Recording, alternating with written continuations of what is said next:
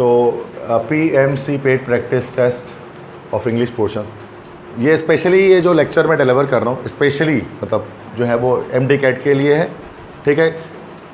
और स्पेसिफिकली इसको हम कह सकते हैं कि ये जो है वो NED और किसी और यूनिवर्सिटी के लिए भी चल सकता है, चूँकि इंग्लिश तो इंग्लिश होती है। बट एक चीज़ आप याद रखेंगे कि जो MD कैट में जो इंग्लिश आती है ना, जो 20 मार्क्स की आती है, वो इट इज़ क्वाइट ईजियर, वो काफ़ी आसान होती है MD कैट के अंदर। और इसी के बनिस्बत नस्ट के अंदर और NED के अंदर जो इंग्लिश आती है वो इसके मुकाबले में टफ़र होती है, ठीक है। तो मैं NED के पास्ट पेपर आपको नहीं करा रहा फ़िलहाल, चूँकि उसकी इंग्लिश मुश्किल होती है, ठीक है। तो मैं अभी PMC के करा रहा हूँ प्रैक्टिस पेपर्स, वो आसान होते हैं, ईज़िली तमाम बच्चे उसको ईज़िली पढ़ सकते हैं। फर्स्ट लेक्चर के लिए आसान चीज़ ही हम कर सकते हैं, और कोई टॉपिक नहीं पढ़ा रहे, ये प्रैक्टिस पेपर इतने आसान होते हैं ना कि कोई स्टूडेंट बिना पढ़े भी इनको सॉल्व कर सकता है। जो है PMC दूसरी इंग्लिश में ना MD कैट के लिए किसी को परेशान होने की ज़रूरत नहीं है, वो ऐसे ही आ जाते हैं। फिजिक्स, केमिस्ट्री, बायोलॉजी जो है और जो ये है उस पर ज़्यादा फोकस होना चाहिए MD कैट के अंदर, MBBS के लिए जो अप्लाई करना चाहते हैं। बाकी इंग्लिश के अंदर कोई ख़ास फोकस नहीं चाहिए। NED वालों को ज़्यादा फोकस चाहिए क्योंकि उनकी इंग्लिश मुश्किल आती है। इसमें ऐसा मुश्किल नहीं है, मैं आपको दिखा दूंगा, आपको लगेगा कि यार ये तो हम इसमें पूरे 20 ऐसे ही ले आएंगे ईजिली। अच्छा, इसमें प्रैक्टिस टेस्ट नंबर 17 to 20 का मतलब क्या है? ये इसके टोटल 30 प्रैक्टिस टेस्ट पेपर होते हैं जो MD कैट वालों ने लॉन्च किए थे लास्ट ईयर स्टूडेंट्स के लिए, प्रैक्टिस करने के लिए कि हम इस तरह के सवालात देंगे। तो उनके कोई भी पेपर उठा लें कि हम कर सकते हैं, हर पेपर में 20 क्वेश्चंस होते हैं उसके। तो मैं 3 पेपर आपको जस्ट करा रहा हूँ। 1 से 16 तक मैं इसलिए नहीं करा रहा हूँ कि वो असल में मैंने करा के मैंने उसको अपलोड किया हुआ है 116। तो मैं 17 से स्टार्ट कर रहा हूँ, तो आगे 17 से 30 तक मैं यहाँ पर चला जाऊँगा, ठीक है। बाकी आप 1 से 16 तक आप खुद भी कर सकते हो, कोई ऐसा मसला नहीं है। नहीं कर पाए तो उसके लेक्चर मैंने अपलोड किए हैं मैं 1 से 16 तक के, मतलब 17 से मैं स्टार्ट करा रहा हूँ, मतलब सब में 20-20 होते हैं हर के अंदर, ठीक है। तो देखते हैं किस तरह का लेवल है इसके क्वेश्चंस का, ठीक है। तो फर्स्ट क्वेश्चन है, dash Apple a day keeps the doctor away. ये लेवल है इसके क्वेश्चंस का, ठीक है। आप देखें आप तो क्या मसला है, तो डॉक्टर्स बनने के लिए इसको मुश्किल ही नहीं है इसमें टेस्ट में नंबर लाना। तो ये an apple a day keeps the doctor away, ठीक है। तो बहुत आसान होते हैं, इसको नहीं भी सॉल्व कराओ तो आप बोलोगे तो ऐसे ही हो गया। सेकंड है, the elephant is dash of the biggest, one of the biggest land animals, तो D1 हो गया। Choose the correct sentence. अच्छा, यहाँ पर क्या है कि ये पंक्चुएशन है, तो पंक्चुएशन करेक्टली पंक्चुएटेड सेंटेंस कौन सा है, ये इसमें आपको देखना है ABCD में से जो करेक्ट पंक्चुएशन जिसके अंदर की गई है।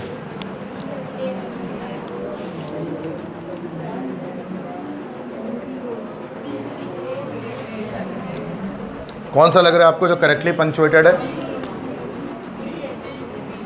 यस, B कह रहे हैं। देखो A देखते हैं, A क्यों नहीं है पहले? A नहीं होगा क्योंकि फ्रांस का F स्मॉल है, ये कैपिटल होना चाहिए हमेशा, ठीक है। Belgium and France fought over who would host the Olympic games, B हो सकता है। C Belgium and France fought over, नहीं ये नहीं होगा क्योंकि कॉलन की नीड नहीं थी यहाँ पर। D है, चेक करते हैं, Belgium and France fought over who would host the Olympic games, नहीं D नहीं है। ओलंपिक गेम्स है ना, तो ओलंपिक गेम्स प्रॉपर नाउन है, ओ कैपिटल होता है ओलंपिक गेम्स का, तो B ऑप्शन करें। किसमें? गेम्स में भी G कैपिटल, ओलंपिक गेम्स में O भी कैपिटल होता है, G भी कैपिटल होता है ओलंपिक गेम्स के अंदर, ठीक है। तो ये पंक्चुएशन है। नेक्स्ट है, ही डैश सिंस इवनिंग, तो ये प्रेजेंट परफेक्ट कंटिन्यूअस टेंस लग रहा होगा इसके अंदर, तो he has been sleeping since evening, ठीक है। तो ये काफ़ी इजी है, मतलब आप पूरे 20 भी इसके करेक्ट कर सकते हैं। मतलब केमिस्ट्री किसी को मुश्किल लगती है, सर आप तो बड़ी मुश्किल चीज़ पढ़ा रहे हो, तो ये पढ़ लो भाई, ये बहुत आसान है। नेक्स्ट है, I am dash tea now, present continuous है, I am taking tea now, सब बता सकते हैं इसमें। Your hands and feet dash nearly half the bones in your body, या तो कंटेन होगा या तो कंटेन्स होगा।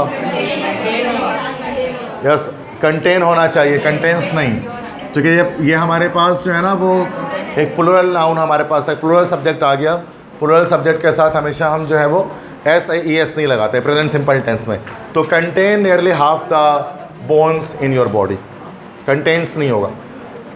नेक्स्ट है I want to become a writer, किस टाइप का सेंटेंस है ये? देखो उसको, चलो इसको मैं बता देता हूँ। टाइप्स ऑफ सेंटेंस की बात करें, देखो लेटर्स हैं, लेटर्स के मिलने से वर्ड बनता है और वर्ड्स के मिलने से सेंटेंसेस बनते हैं, ठीक है, जो कंप्लीट सेंस देते हैं। अब सेंटेंस के हमारे पास टाइप्स जो होते हैं वो 5 टाइप्स होते हैं। 5 टाइप्स ऑफ सेंटेंसेस होते हैं, 1 2 3 4 5, 5 तरह के सेंटेंस होते हैं। बस पहचानने का तरीका आपको आना चाहिए उसको। तो फर्स्ट हमारे पास टाइप होती है, उसको असर्टिव सेंटेंस कहते हैं। असर्टिव भी कहते हैं इसी को, डिक्लेरेटिव सेंटेंस भी कहते हैं, असर्टिव या declarative. So we have 5 types of sentences here now. तो फर्स्ट इज असर्टिव या डिक्लेरेटिव सेंटेंस। असर्टिव सेंटेंस के अंदर हमारे पास अफर्मेटिव भी आ सकता है और नेगेटिव भी आ सकता है, both are actually included in assertive sentences, ठीक है। तो ये असर्टिव सेंटेंस हमारे पास होते हैं, I am a teacher, I am not a teacher, these all are assertive sentences because they give statement, इसमें स्टेटमेंट होती है कोई। सेकंड हमारे पास जो होता है, this is called interrogative sentence. Interrogative sentence को पहचानने का एक बड़ा बेसिक तरीका होता है कि it contains a question mark, simple. Third हमारे पास होता है that is called imperative sentence. Imperative sentence हुक्मिया जुमले in which there is some order और रिक्वेस्ट। तो इंपेरेटिव सेंटेंस को पहचानने का सिंपल तरीका होता है, ये स्टार्ट होते हैं वर्ब की फर्स्ट फॉर्म से, या प्लीज़ से स्टार्ट होते हैं, या काइंडली से स्टार्ट होते हैं, या फिर ये डोंट से स्टार्ट होते हैं। इनकी स्टार्टिंग इनमें से होती है, जैसे open the door, please open the door, kindly open the door, don't open the door, these are imperative sentences. Next, imperative के बाद exclamatory. Exclamatory sentence like the one in which sentence we give some surprise, the sign of surprise or happiness or sadness. तो इसमें ये चीज़ होती है कि इसके अंदर आपको sign of exclamation मिलता है, sign of exclamation आपको यहाँ पर मिलेगा। और operative sentence जो दुआया जुमले होते हैं, इनमें ये होता है कि मे से स्टार्ट होते हैं और लास्ट में साइन ऑफ एक्सक्लेमेशन होता है, like may you live long, इस तरह के, या फिर ये वुड दैट से स्टार्ट होते हैं, काश से शुरू होते हैं, ठीक है भाई। ये बेसिक तरीका है सेंटेंस को पहचानने का, मैं डिटेल में नहीं जा रहा, बेसिक ट्रिक है कि आप किस तरह से किसी भी सेंटेंस को पहचान सकते हैं कि उस किस सेंटेंस से बिलोंग करता है। अब I want to become a writer, ये कौन सा सेंटेंस होगा? ये डिक्लेरेटिव असर्टिव सेंटेंस है, इसमें को बयान किया जा रहा है एक बात। 188 है कंडेंस फॉर्म, वेयर इसकी कंडेंस फॉर्म क्या होती है? बी होगी, वेयर अपोस्ट्रोफी एस, वेयर उसको शॉर्ट में इस तरह लिखा जा सकता है। वुडंट की शॉर्ट फॉर्म बी हो जाएगी और वुडंट इस तरह से लिखा जा सकता है। तो ये कंडेंस फॉर्म भी आपसे पूछे जाते हैं एमडी कैट के अंदर कि शॉर्ट फॉर्म्स क्या होते हैं मुख्तलिफ वर्ड्स के, ठीक है, बहुत बेसिक होता है ये, क्लियर है।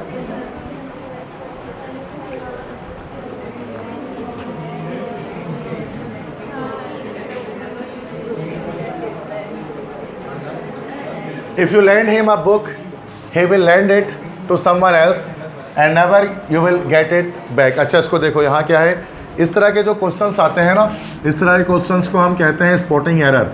एनईडी में भी आते हैं स्पॉटिंग एरर या स्पॉट द एरर।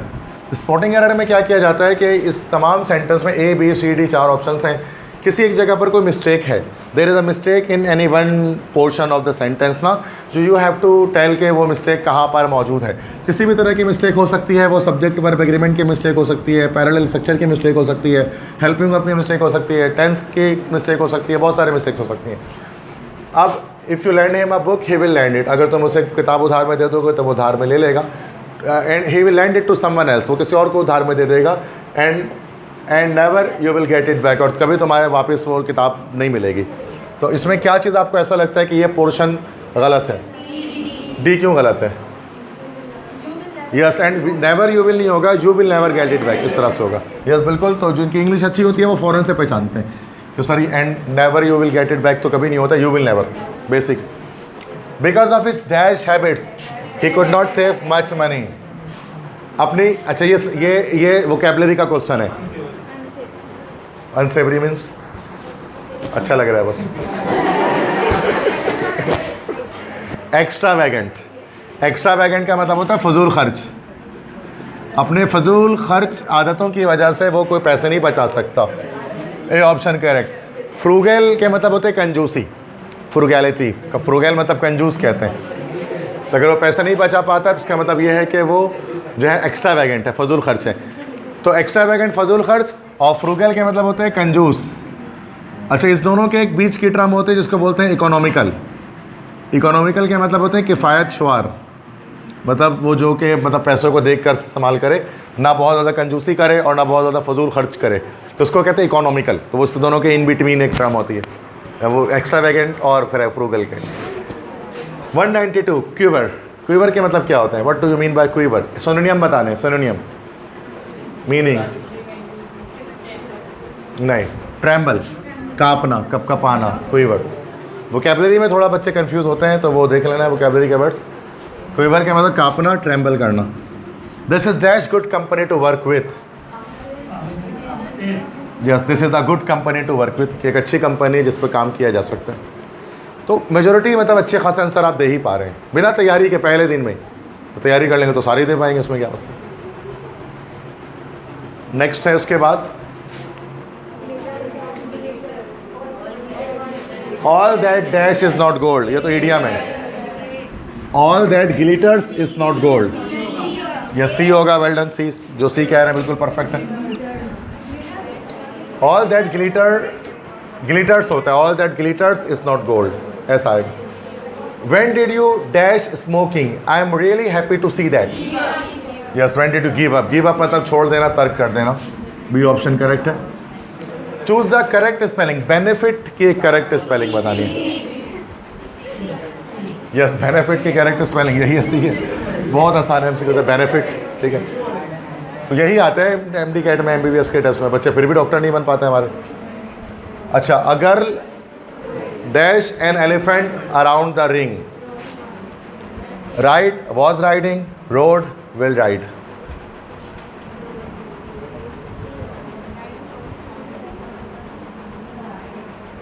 मेरे लिहाज से तो गलत है एमसीक्यू से, क्योंकि सर मल्टीपल करेक्ट आंसर्स हो सकते हैं।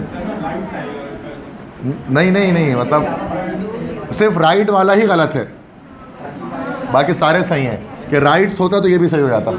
तो बाकी तो मीनिंग बना ना, was riding, road, past second, past indefinite, will ride, future simple. तो गलत है एमसीक्यूज है, ठीक है। प्रियून, प्रून के क्या मतलब होता है? प्रियून, PRUN, प्रियून। प्रियून का भी सुना है ये वर्ड? प्रोन तो एक होता है, ये प्रियून है। देखो, इसके लिए सिंपल तरीका, अगर वोकैबुलरी आपको नहीं आ रही ना, उसका सिंपल ट्रिक ये है कि आप देख लें जो मीनिंग डिफरेंट हो बाकी सबसे। लेट्स से लैंड मतलब होता है उधार देना, एक्सपेंड मतलब होता है फैलाना, ठीक है, और प्रोलॉन्ग के मतलब भी होता है कि किसी चीज़ को लॉन्ग करना। मतलब दो करेक्ट, मतलब प्रोलॉन्ग और सी, मतलब सी और री तो कट गया, ये दोनों के सेम मायने, दो ऑप्शन तो करेक्ट हो नहीं सकते। तो प्रून के मतलब यहाँ पर इसके उलट हो जाएंगे, मतलब रिड्यूस मतलब कम कर देना, एक्सपेंड मतलब बढ़ाना, तो रिड्यूस मतलब कम कर देना, ये ऑप्शन। मतलब हम ट्रिक के थ्रू भी निकाल सकते हैं, मीनिंग्स, सिनोनियम्स निकाल सकते हैं, भले आपको ना आते हो, डिक्शनरी आपको ना याद हो, ठीक है। प्रून मतलब होता है रिड्यूस, कम करना किसी चीज़ को। Choose the correct spelling. Possession की करेक्ट स्पेलिंग बताइए। पोजेशन, मलकियत को कहते हैं पोजेशन।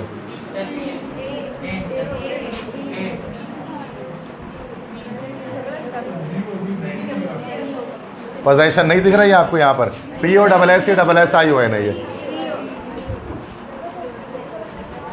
यस, बी होगा, डबल एस दो बार आता है, POSSESSION, possession. B option correct है। Choose the tense. He bought a new house last month. कौन सा टेंस है? पास है, पास सिंपल है ना, ये सेकंड फॉर्म आ गई। He bought a new house in the last month, ठीक है। तो ये एक इस तरह से प्रैक्टिस टेस्ट हमारे पास हो गया, जो प्रैक्टिस टेस्ट 17 था, जो कि 20 क्वेश्चन होते हैं पर टेस्ट, 20 क्वेश्चन निकलने होते हैं। तो 181 से लेकर 200 तक आ रहे होते हैं। अच्छा, इसको आप चेक करें, इसमें भी आखिरी में बताइए। फॉर मिल्क नाउ इस क्राइंग, चूँकि नाउ आ गया ना यहाँ पर, तो नाउ जो एडवर्ब है वो प्रेजेंट कंटिन्यूअस लेता है अपने साथ है, ठीक है। तो इस क्राइंग फॉर मिल्क नाउ। अच्छा, had you worked hard from the beginning of the term you will have passed. क्यों? अब ये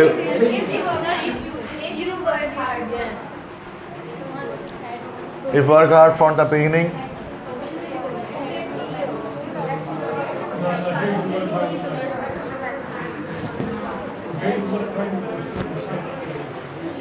देखिए इसको मैं बता रहा हूँ क्या है इसमें।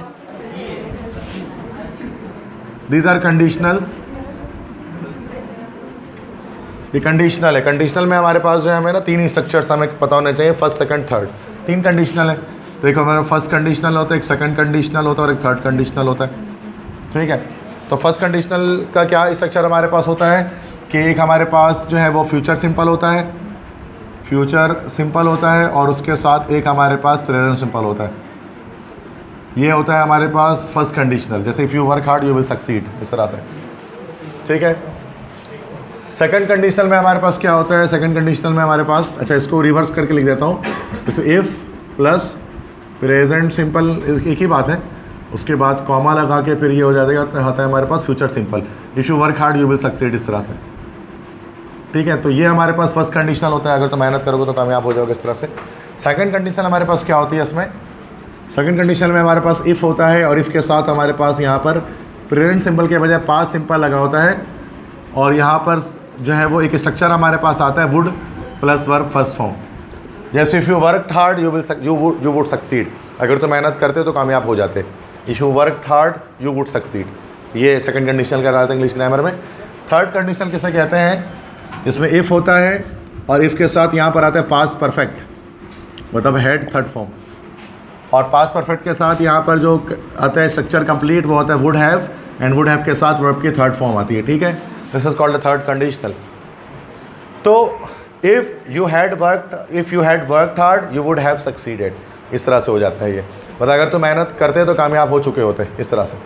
हमें यहाँ पर बहुत बार अक्सर ऐसा होता है कि जो स्पॉटिंग एरर होते हैं वहाँ पर कंडीशनल्स का मिस्टेक आ रहा होता है, जैसे यहाँ पर आ रहा है हैड यू वर्कड हार्ड, तो ये समझ जाए कि पास्ट परफेक्ट तो बना हुआ है, लेकिन पास्ट परफेक्ट ये थर्ड कंडीशनल है, मतलब तो वुड हैव के साथ थर्ड फॉर्म आनी चाहिए थी, बल्कि डी में क्या हो रहा है विल हैव के साथ थर्ड फॉर्म आई हुई है, ठीक है ना। तो यहाँ पर मिस्टेक जो बच्चे कह रहे हैं ना डी में, जिनको कंडीशन आता होगा उसको पता है डी में मिस्टेक यहाँ पर आ रही है, थर्ड कंडीशन के लिए ऐसा गलत स्ट्रक्चर बना भाई, ठीक है। इफ़ का मसला नहीं, इफ़ के बिना भी बन जाते कंडीशनल, इफ़ से फ़र्क नहीं पड़ता। तो यू विल हैव पास के बजाय यू वुड हैव पास होना चाहिए था, क्लियर है। ये आपको पता होना चाहिए, कंडीशनल के बेसिक इतना तो पता होना चाहिए, बाकी डिटेल पढ़ेंगे आगे। Choose the correct sentence, punctuation B, देख लेते हैं, why can't I speak to miss Parveen today, question mark, बिल्कुल सही है, बी करेक्ट है, सही है। एक और भी कोई सही लग रहा है आपको, लग रहा है तो बताएं, मैं उसको चेक कर लेता हूँ। डी सेम है, नहीं आई स्मॉल है ना इसमें, तो डी सेम नहीं है। अमीन लग रहा है इंग्लिश में स्किल्स तुम्हारी बहुत अच्छी हैं, सिर्फ केमिस्ट्री में तो चुप बैठे रहते हो। नर्स की इंग्लिश ऐसे ही मुश्किल बड़ी होती है, तो तुम्हारे लिए तो कुछ नहीं है। Butter is melting,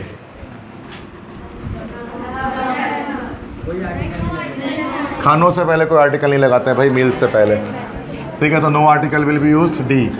Abdul Ahad is right, butter is melting, बस दा बटर नहीं होता। Ahmad is always dash about showing up for work because he feels that tardiness या टाइटनेस ही हो सकता है, is a sign of irresponsibility. Ahmad बहुत डैश है अपने काम पर जाने के लिए, चूँकि उसको लगता है कि वो जो है ना सुस्ती या काहली जो है ना वो एक गैर जिम्मेदारी का एक सिंबल होता है, साइन होती है। सिंपल सी बात है, पंक्चुअल है तो भी उसको ऐसा लगता है वो काम पे जाना चाहता है, तो पंक्चुअल मतलब रेगुलर है वो अपने काम से, ठीक है, बी ऑप्शन।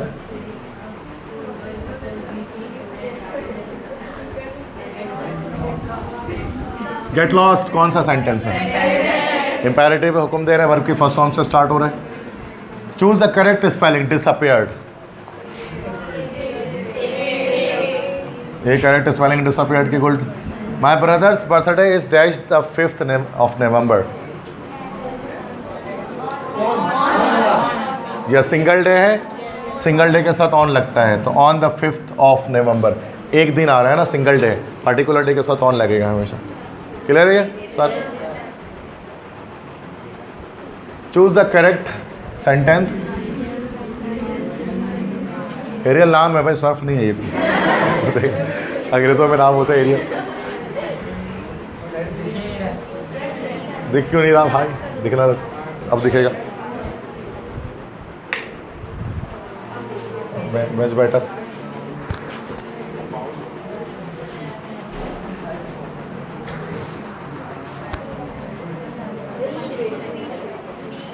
कौन सा भाई पंक्चुएशन है?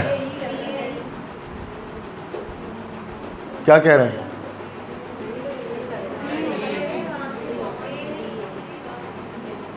क्या कह रहे हैं? ए चेक करें। Ariel is trying hard in school this semester, her father said. नहीं, ए नहीं है।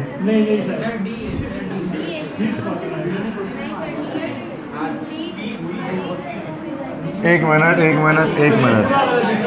सारे गलत होंगे यहाँ पर, चूंकि क्योंकि यहाँ पर इन्वर्ट कॉमा बंद तो कर रहे हैं, खोल कहीं नहीं रहे यहाँ पे। सारे गलत हो गए। इसका इन्वर्ट कॉमा ओपन ही नहीं हो रहा कहीं पर, क्योंकि ओपन होना चाहिए था, रिपोर्टेड स्पीच चाहिए। ठीक है, और कोई नहीं, सारे गलत है इसमें। Sana became dash at typing because she practised every day for 6 months। Sana जो है वो बहुत टाइपिंग में मतलब ये है कि यस प्रोफिशेंट मतलब होता माहिर, एक्सपर्ट हो गए जो 6 महीने उसने टाइपिंग की। It was dash dark during night, ये एक तारीख तूफानी रात थी। हाँ, अ dark, it was a dark during night. ठीक है, ए ऑप्शन। दा का कॉन्सेप्ट दूं, अभी तक तो दा आया नहीं कहीं पर। दा आएगा तो देखेंगे, अभी दा नहीं आया कहीं पर। ठीक है, वो फिर आर्टिकल का ना लेक्चर हो जाएगा, लेक्चर में डिलीवर नहीं कर रहा अभी आपको। ठीक है, मैं अभी जस्ट प्रैक्टिस करा रहा हूँ। तो आर्टिकल जब पढ़ेंगे तो फिर बहुत सारे रूल्स आएंगे।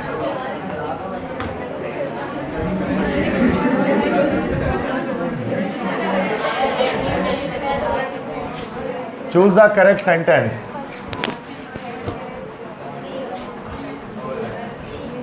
वही पंक्चुएशन है। क्या करेक्ट है पंक्चुएशन में? डी कह रहे हैं। बी और सी एक जैसा है क्या?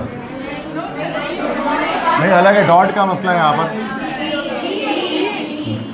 D B, our head teacher is called Mrs Amjad. हाँ सही है, बी ऑप्शन करेक्ट है। Sara denied dash leave the car window open. Sara ने मना कर दिया कि वो कार का मतलब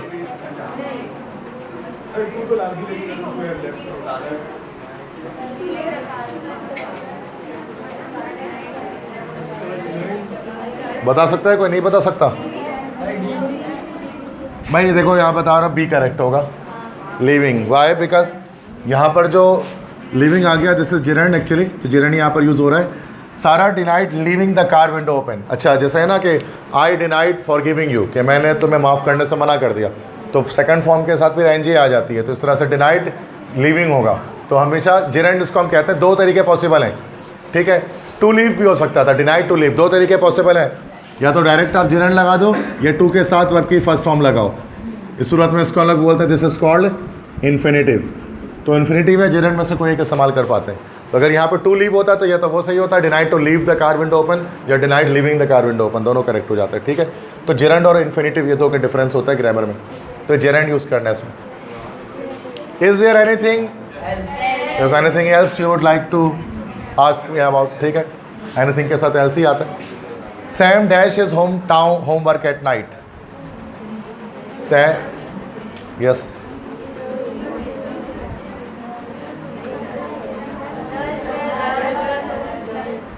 अच्छा चलो ठीक है, ये क्यों नहीं होता? इज डूइंग क्यों नहीं होगा?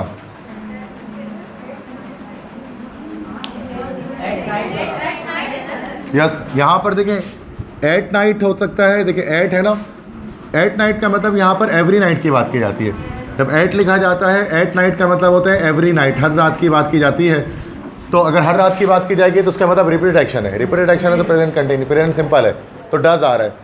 अगर इन द नाइट होता ना कि Sam dash is homework in the night, तो फिर वो सूरत में फिर वो इज डूइंग हो सकता था। इन द नाइट के मतलब इसके स्पेसिफिक नाइट, एट नाइट मतलब हर रात की बात की जाती है। ठीक है, तो यहाँ पर डज हो जाए। क्या क्लियर है? समझ में आ गया सारे?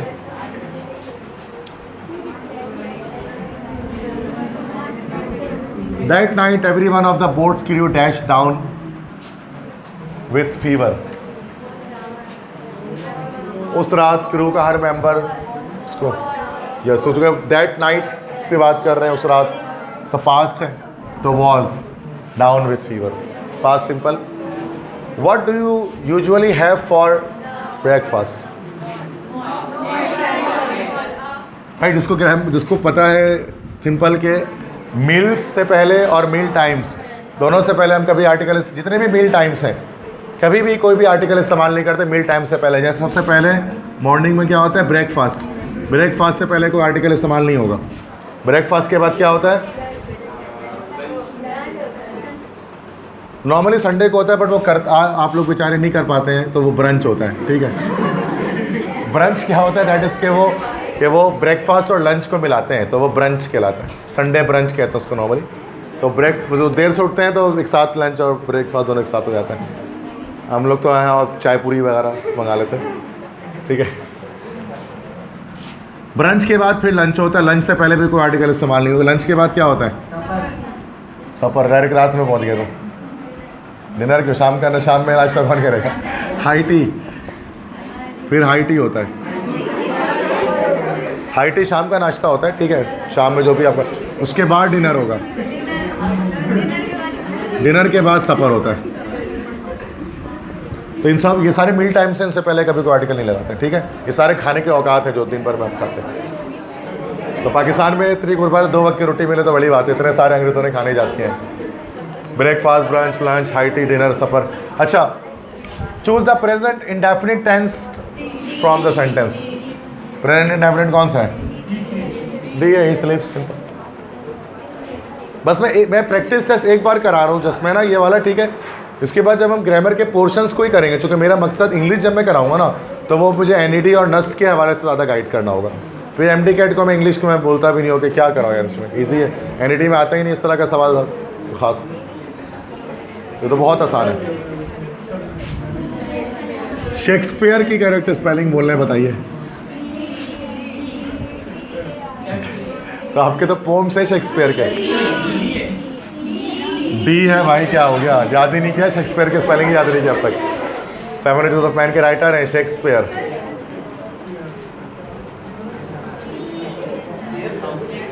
शेक्सपियर, यस डी है। देखो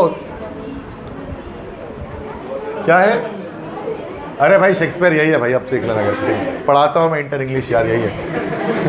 तुम्हें लोगों को पढ़ाता हूँ और किसको पढ़ाता हूँ। शेक्सपियर, शेक्सपियर की करेक्ट स्पेलिंग यही है। नेम है ये, नेम के लिहाज से थोड़ा सा मसला रहता है स्पेलिंग्स में। तो नेम है, शेख नहीं है, शेख स्पेयर। और शेख सिद्दीकी होता है ना, शेख स्पेयर। असल में हमने ये देखा ना कि बहुत सारे जो मतलब यूरोपियंस होते हैं ना, वो लेटनाइज्ड कर देते हैं। मतलब मुस्लिम जो साइंटिस्ट है ना, उनके नामों को ना लेटनाइज्ड कर दिए। मतलब जाबिर बिन हयान है, जाबिर बिन को जाबिर बिन हयान है, वो जेबर लिखते हैं, जी भी यार, अंग्रेज़ जेबर लिख देते हैं जाबिर बिन हयान को। अब अल राज़ी, अबू मूसा अल राज़ी, उनको वो लिख देते हैं रेजेस, मतलब इंग्लिश टाइप का नाम एक बना देते हैं। बिल्कुल इस तरह से जैसे जितने भी इब्नुल हसम है, इब्नुल हसम को अंग्रेज़ लिखते हैं अल हज़न, अल हज़न लिख देते हैं, इब्नुल हसम नहीं लिखते पूरा वो। बिल्कुल इस तरह से इब्न रुश्द हैं, जो इब्न रुश्द इन्होंने एरिस्टोटल की वो की थी, लाइक एरिस्टोटल की तशरीह इन्होंने की थी, वो उसको इब्न रुश्द को लिखते हैं एवरोस, वो एवरोस लिखते हैं, उसके इब्न रुश्द हो गए। अबू अली सीना है, बहुत हकीम इब्न सीना, अबू अली सीना। अबू अली सीना को आप देखना, वो इससे एबी सीना लिखते हैं, एबी सीना। मतलब ऐसा लगता है अंग्रेज़ हैं ये। मतलब वो क्या करते हैं, अपने मतलब हमारे मुसलमान नामों को कन्वर्ट कर देते हैं अपने इंग्लिश नेम्स में। तो हम भी उनके शेक्सपियर को शेख स्पेयर कर सकते हैं। तो मतलब हमने उल्टा कर दिया, चलो तुम्हारे नाम को हमने अपना बना दिया, शेख स्पेयर हो गए। Over speeding is a traffic offensive which leads to dash accidents. Over speeding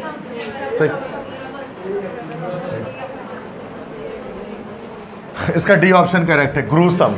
gruesome का मतलब होता है खून खराबे वाला, ठीक है, जिसमें खून बहता है बहुत। तो ग्रूसम एक्सीडेंट्स हो सकते हैं, खून खराबे वाले एक्सीडेंट्स हो सकते हैं ओवर स्पीडिंग की वजह से। तो ग्रूसम एक्सीडेंट्स इसका है। ट्रबलसम तो परेशान करने वाला, ठीक है। आई समझ में बात, सबको क्लियर है। नेक्स्ट देखें, प्रैक्टिस टेस्ट 19 है ये। आई डैश अ स्ट्रेंज नॉइस, मैंने सुनी, या कुछ भी देखो क्या हो सकता है।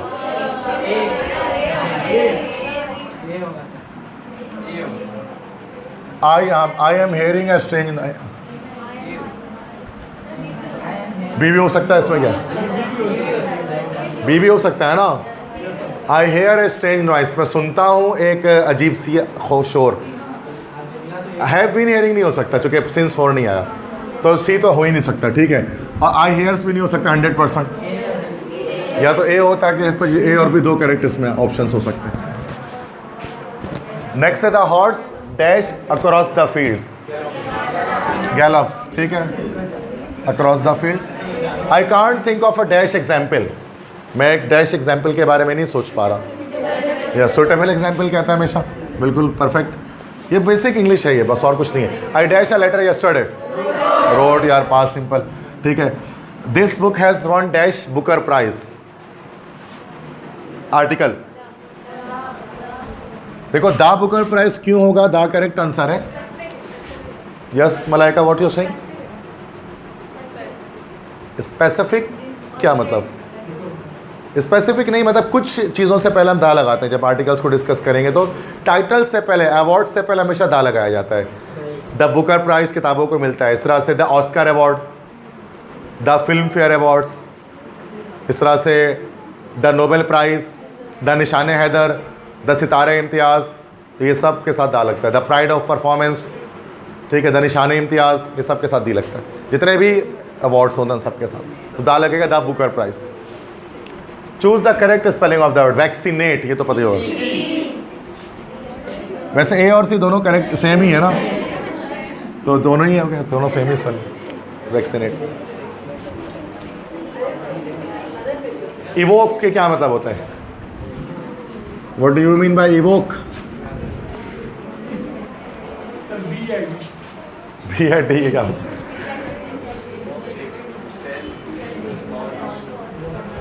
इवोक का मतलब होता है एक्सेजरेट, किसी चीज़ को बढ़ाना चढ़ाना, एक्सेजरेट करना, किसी चीज़ को इंक्रीज करना, बढ़ा चढ़ा कर बयान करना, that is evoke, D correct है। The strong earthquake dash the city causing lots of damage, yes, causing मतलब हो चुका है वो, तो shook, yes, shook the city, क्योंकि पास इंडेफिनिट है, जिससे बहुत सारा नुकसान भी हुआ है। वी हैड के शॉर्ट में कैसे लिख सकते हैं?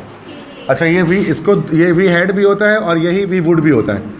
वी वुड और वी हैड दोनों के सेम हमारे पास ना कॉन्ट्रैक्शंस होते हैं, ये कॉन्ट्रैक्शंस कहलाते हैं। Contractions we had we would का सेम होता है, पर किसी भी हैड और वुड का सेम ही होता है, एपोस्ट्रोफी डी। फ़र्क सिर्फ ये होता है कि कब पता लगेगा, अगर उसके साथ वर्ब की थर्ड फॉर्म आ जाए तो हम कहते हैं ये हैड है, अगर उसके साथ वर्ब की फर्स्ट फॉर्म आ जाए तो फिर ये वुड है। देखिए जैसे आई उसके बाद ब्रोकन लिखा हुआ है, तो और आई उसके बाद इस तरह से फिर ब्रेक लिखा हुआ है, तो ये है आई हैड ब्रोकन और ये आई वुड ब्रेक। तो ये डिफरेंस होता है, वर्ब से देखकर पता लगता है ये एक्चुअल कॉन्ट्रैक्शन कौन सी आई है, इसमें वुड की आई है कि हेड की आई है, दोनों के सेम होती है कॉन्ट्रैक्शन। नेक्स्ट बताओ जरा, 190 में पंक्चुएशन है।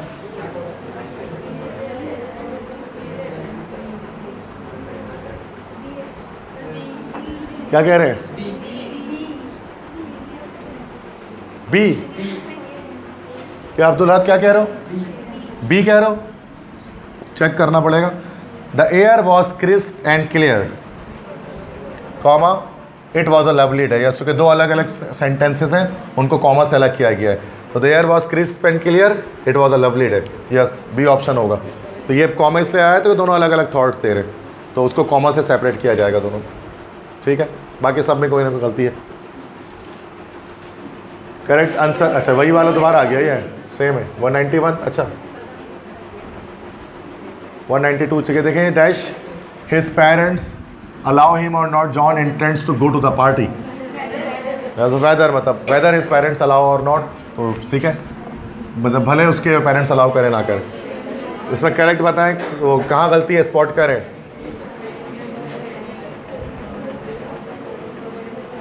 कहाँ पर गलती है ABCD में से, स्पॉट द एरर। हाँ, कहाँ पर गलती है, एक्सप्लेन भी कर सकते हैं उस गलती को क्या है। She is very weak in the subject and does not understand things though the teacher explains her repeatedly. बताएं भाई, मुझे तो दिख गई, आप बताएं। कोई नहीं समझ पा रहा। असल में गलती बी में, वीक के साथ एट आता है। She is weak at mathematics, weak in नहीं होता कि सब्जेक्ट में वीक है तो weak at, I am weak at biology, weak in biology नहीं होता, ठीक है। तो ये एट द सब्जेक्ट होगा, इन द सब्जेक्ट नहीं होगा। तो ये गलत बताया सबने, 193। नेक्स्ट है she dash not take a lot of stress, तो उसको बहुत ज़्यादा स्ट्रेस लेने की ज़रूरत नहीं है। पहले सिंपल बनाना है, क्या परेशान। She needs not take a lot of stress, simple. She needs not to take, हाँ सही है, वो गलती हो सकती है उसमें कुछ हो। Maryam enjoys eating dash cheese, no article, खाने की चीज़ है cheese. The bus dash by the morning, सुबह तक निकल, बाय द मॉर्निंग मतलब सुबह तक निकल जाएगी, ठीक है। बाय द मॉर्निंग टाइम आ गया यहाँ पर, तो ये विल हैव लेफ्ट होगा, ठीक है। तो the bus will have left by the morning, सुबह तक निकल चुकी होगी, उसका मतलब ये फ्यूचर परफेक्ट आएगा यहाँ पर। टेंसेस का एक लेक्चर में आपको डिलीवर कीजिए, सब मैं ऐसे बेसिक बता रहा हूँ, पहले लेक्चर है सारे, मतलब मैं पहले लेक्चर में आपको डायरेक्ट प्रैक्टिस करा दे रहा हूँ। तो आप देख रहे हैं 90% आपको ऐसे ही आता है, मतलब 10% सीखना है तो लेक्चर लेंगे तो सीख लेंगे, वो भी क्या मसला। अरे मेरा सीखे इतना कुछ कर पा रहे हैं आप, कोई लेक्चर दिया ही नहीं मैंने आपको इंग्लिश का एक भी। Choose the correct sentence, punctuation है।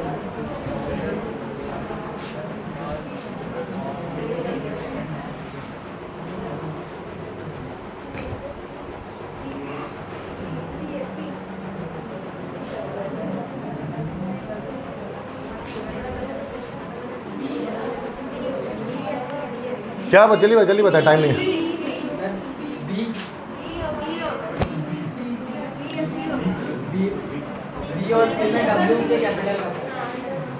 Beware of the upcoming storm, the weather forecaster warned on national television।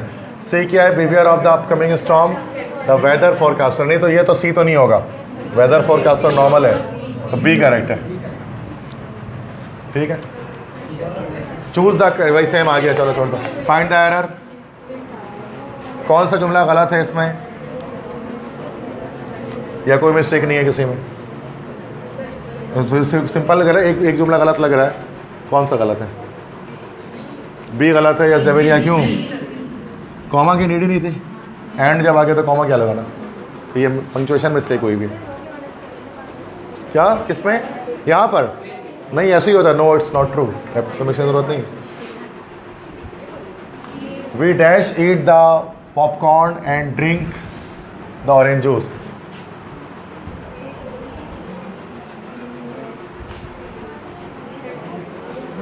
मतलब पास सिंपल से बना दो उसको।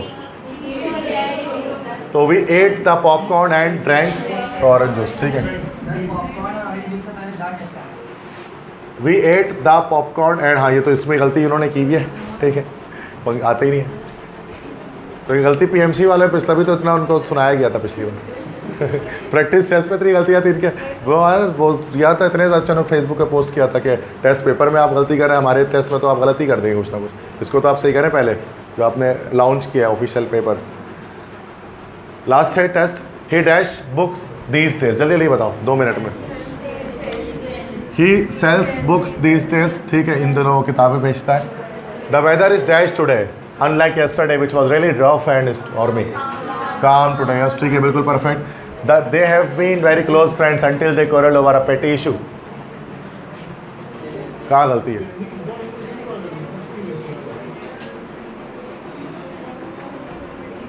बहुत आसान है, जल्दी बताएं।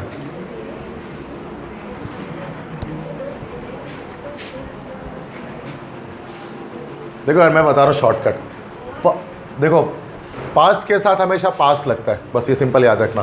पास्ट के साथ हमेशा पास्ट लगता है, पास्ट के साथ कभी प्रेजेंट या फ्यूचर नहीं आ सकता, बस एक लाइन याद रखें। यहाँ पर आया हुआ दे क्वारल्ड आया हुआ ना भाई, अंटिल दे क्वारल्ड, तो यहाँ पर भी पास्ट होना चाहिए। They had been very close friends until they quarrelled, तो यहाँ पर ए ऑप्शन में गलती है, प्रेजेंट में आया भाई, तो पास्ट के साथ पास्ट लगेगा हमेशा, रूल है simple. Ink in dash ink in my pen is red, and ink नहीं द इंक, स्पेसिफिक इंक की बात कीजिए, लेकिन पेन में जो इंक है मेरे वो लाल है, तो डेफिनेट हो गया ये, डेफिनेट आर्टिकल दी होता है। एनिंग तो उस वक्त बोलेंगे जब हम किसी इंडेफिनिट की बात कर रहे होंगे। The ink in my pen is red. Mister Jones touch the company since, बड़ा सिंपल है, गलत है, सारे गलत हैं यार। हैज़ ये हो जाएगा, has been running the company since होगा ना, सारे गलत हैं, ठीक है।